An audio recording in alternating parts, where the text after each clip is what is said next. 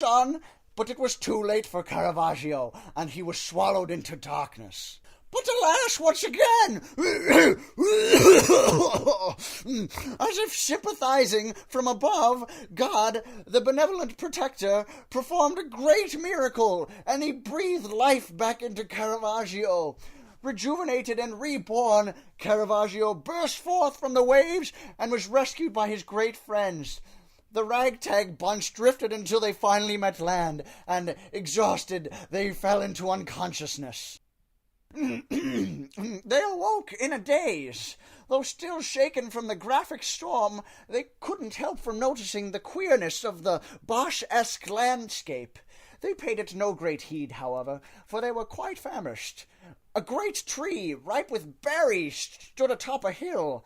They eyed the colorful fruit greedily, and then proceeded to pluck the berries and eat them. Before they could take a first bite, the men were struck with tremendous surprise. A man, completely naked, came forth from behind the tree. The heroes were not quite sure how to handle this strange situation, so they explained to the naked man that they had been shipwrecked and were in need of accommodations. The man seemed entirely unmoved by the moving plea.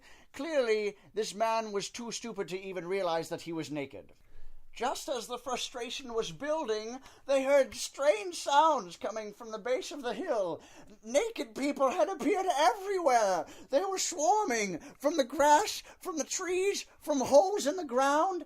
They congregated around the heroes, and Constantine, the great orator, once again made a speech so incredibly moving that angels themselves wept.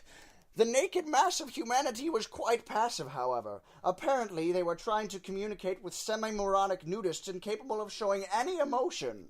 But lo! If only fate had been that generous, the hero's predicament was much worse than they imagined, for at that moment the naked mass began to engage itself in crazy, uninhibited, the rampant, twisted itself toward the heroes, consuming everything in its path like a fire of... With God's speed, the heroes fled in hot pursuit. They ran to the shore and salvaged the dinghy amongst the wreckage. They made several futile attempts to get out to sea, but the horde kept pulling them back into shore. Constantine tried to use magical anti-spells, but there were too many. They began to rock the boat back and forth, causing the two pirates to lose their footing and fall into the palpitating body of... They struggled for air, but the was too strong, and the sucked them down to suffer amidst the The remaining trio watched as the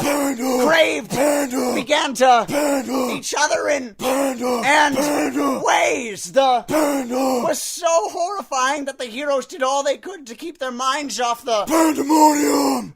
Thinking quickly, Da Vinci sought out means of escaping their plight with the use of one of his great inventions, the flying machine. Using nothing but debris left in the small boat and the hair from his own beard, Da Vinci constructed a helicopter, and the three were able to fly away from to safety.